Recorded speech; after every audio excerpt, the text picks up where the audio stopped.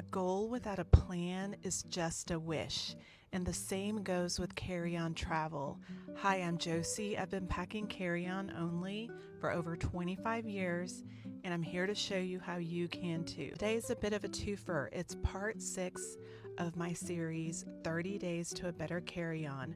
So we're covering two things today, packing with a plan and procrastination. If you want to travel carry-on, you need to have a plan.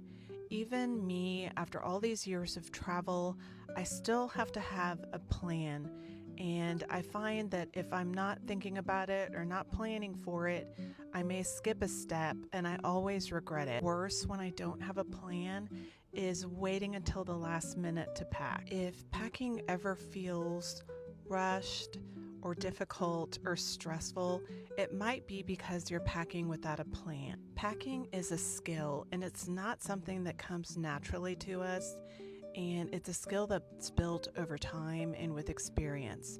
So if you don't have the experience, you have to have a plan. Part of the reason why I started Travelista, because I also found packing overwhelming, but with a plan, it didn't seem quite as difficult, and I wasn't waiting until the last minute to make it happen. Once I started packing with a plan and coming up with these processes, then I found packing to be easier and less stressful, and I was less likely to forget things. What can happen if you skip the planning phase is two things. If you skip the planning phase, that's when you might be prone to packing things just in case.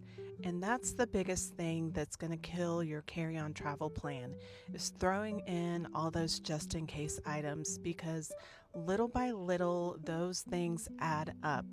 And either you've got a jam-packed full carry-on suitcase, or you're starting to edge into having to check in your luggage. The second thing that can happen when you skip planning is that you just simply procrastinate because you don't know where to start. When you procrastinate and wait to pack until the last minute, I don't know about you, but that leads to disaster for me.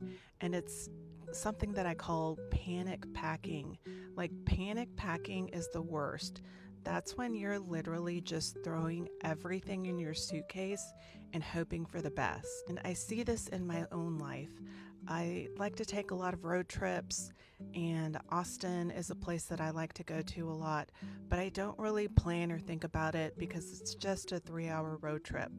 But because I'm not planning or thinking about it, I literally fill my back trunk full of shoes and clothes because I'm not even thinking about it.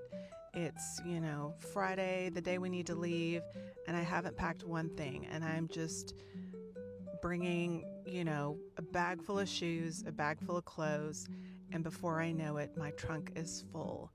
So this is what happens when I panic pack. The stakes are low on a 3-hour road trip.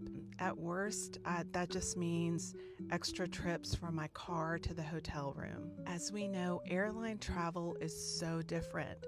The stakes are higher. You've got baggage fees, and you don't want to end up with luggage that's too heavy to handle, even if it's carry-on. Remember, you want to be mobile. When you don't have a packing plan and you don't know where to begin, that's what leads to seeing packing like a dreaded chore or something to avoid. Once you have a plan, even if you do a little bit at a time, it becomes so much easier. I think people leave packing to the last minute, not because they want to, but because they don't know where to begin. And my philosophy is it's never too early to start thinking about packing. Once you've booked your tickets, you can start researching the area, the weather at the time that you're planning to visit, and start thinking about what you already have that's going to work for that trip.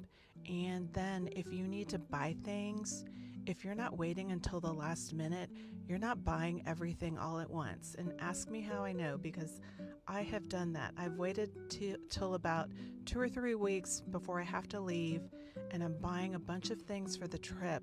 and it really adds up. So if you can spread that out over time, it's so much better for you. Worst case scenario in all of this, when you don't have a plan and it leads to procrastination, is that you've done like I have, and I've done this. I've stayed up until all hours the night before a trip packing for the trip, and it is stressful.